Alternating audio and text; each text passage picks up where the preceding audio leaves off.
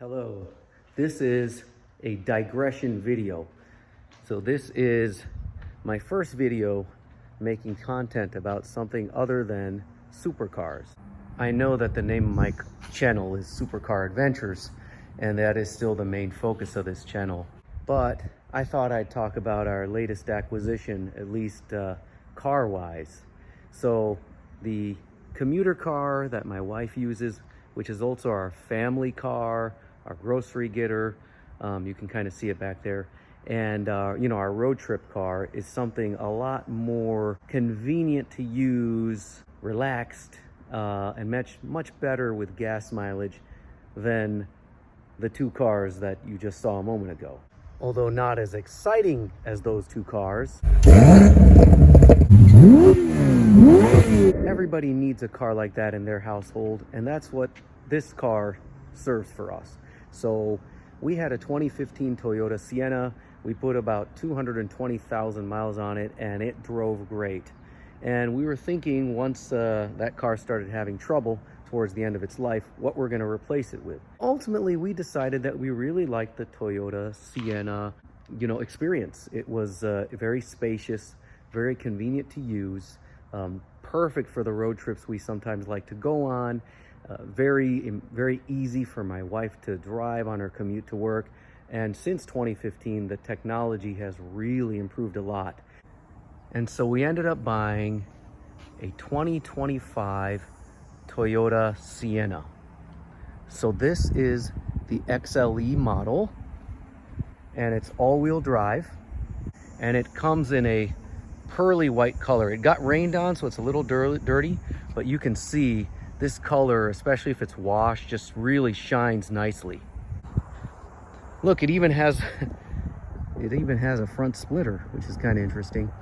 But this is a very practical car. I think it's good looking for what it is. It's Toyota, so you know it's going to be reliable. And it's really perfect for lugging the family around, going on a lot of different trips.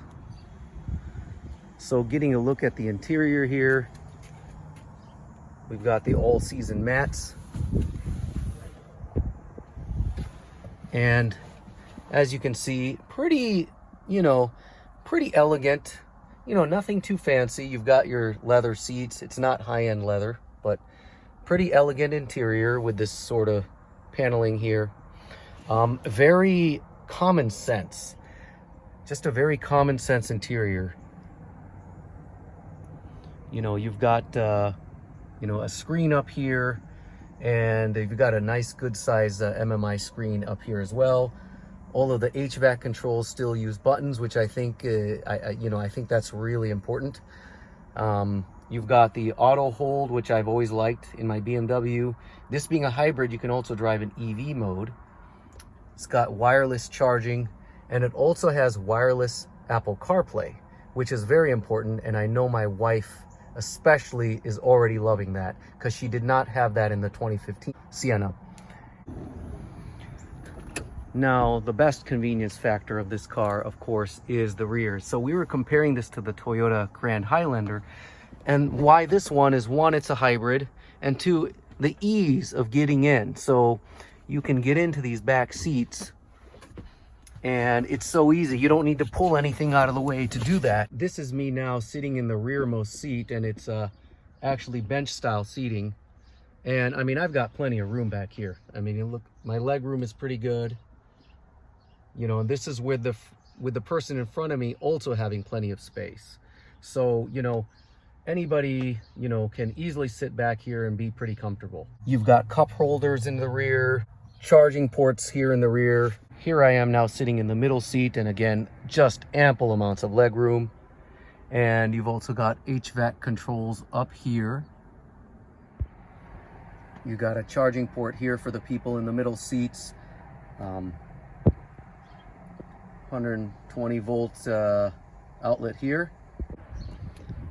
And then if we're opening up the back here, plenty of cargo room, just like the old Sienna. So, like the old Sienna, this is a very nice convenient factor. And of course, these seats can fold downward, giving you a lot more storage space should you need it. Here is a quick look at the engine. And so what you have here is a naturally aspirated 4-cylinder engine with a hybrid drivetrain with electric motors, of course. Now, this car is 4-wheel drive. My understanding is that the electric motors drive the rear wheels. Now, I'm not sure if they also drive the front wheels, so I could be wrong about that. But again, this is all-wheel drive, so you know, pretty good setup. So we'll take this for a brief test drive. An interesting thing with a hybrid drivetrain is that when you start the car, you don't hear anything, so you're essentially just starting the electric motor. But we'll go ahead and get going here. So right now you can drive in EV only mode if you want, and I understand that you can go up to 20 miles an hour, and you can also get about around 15 or so miles of range. This is not a plug-in hybrid, it's just a regular hybrid, so it kind of charges on its own when you're driving. And here are the gauges and how they look. But you know, as soon as you reach a certain speed, even if you're not in EV mode, it'll figure it out itself. The gas engine will kick in. So right now it appears like I'm in all electric modes, because if you look right there, it says EV, and that means it's just driving with the electric motors. So I'm not burning any gas necessarily. But as soon as I pick up the speed, the gas motor kicks on. It is a seamless transition. Honestly, so just having driven this car for the last few days, you don't even notice a thing. Like, you can hardly tell between when the gas engine turns on and off because it's happening so intermittently. And so it's a very smooth driving experience. And, you know, just going on turns and curves and just driving on regular roads, you know, the suspension is very soft. It's just a really nice, relaxing drive, which is exactly what you're looking for in this type of a car. You know, probably the only thing negative is once you pick up your speed, the 4-cylinder engine, you know, it's not the nicest sounding engine in the world, but you know, it sort of is what it is. So the Grand Highlander is a non-hybrid turbocharged 4-cylinder engine that technically on paper makes the same kind of power as this car does.